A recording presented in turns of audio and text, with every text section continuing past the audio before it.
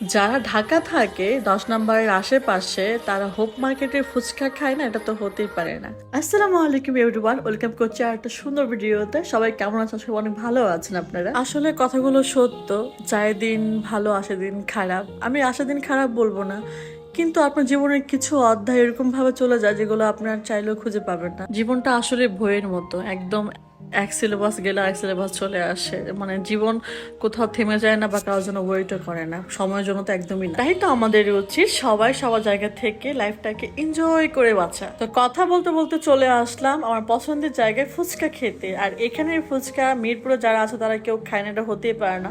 এই জায়গাটা হচ্ছে মিরপুরের বিখ্যাত জায়গা হোপ মার্কেট, 10 নম্বর আইডিয়াল কলেজের সামনে।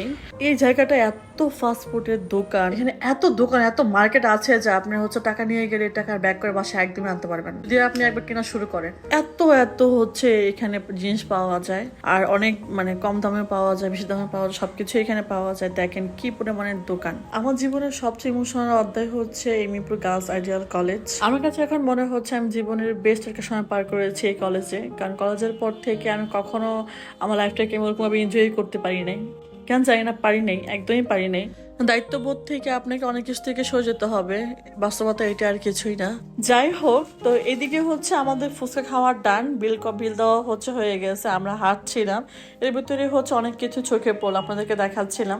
যেহেতু বৃষ্টি হয়েছিল তাই হচ্ছে অনেক দোকানপাট বন্ধ আছে, কিন্তু এখানে সন্ধ্যার পর প্রচুর ভিড় হয়, প্রচুর জাঁকজমক থাকে। সন্ধ্যার পরে অনেক মানুষ হয় এখানে। আর যেহেতু হোপ মার্কেট, সেখানে গ্যাঞ্জাম হতেই পারে না, প্রচুর ঝামেলা হয়, কোথাও না কোথাও প্রতিদিন ঝামেলা লেগেই থাকে হোপ মার্কেটে। এখানে মাঝে মধ্যেই হচ্ছে দেখা যায় হোপ মার্কেট নিয়ে প্রচন্ড ভিডিও ভাইরাল হয়, মারামারি কাটাকাটি। যাই হোক, যেখানে মানুষ বেশি সেখানে তো ঝামেলা হবেই। তো আমি ভিডিও আজকে আমি এখানে শেষ করছি। সব ভালো থাকবেন, পাশে থাকবেন, সাপোর্ট করবেন। আল্লাহ হাফিজ, টাটা।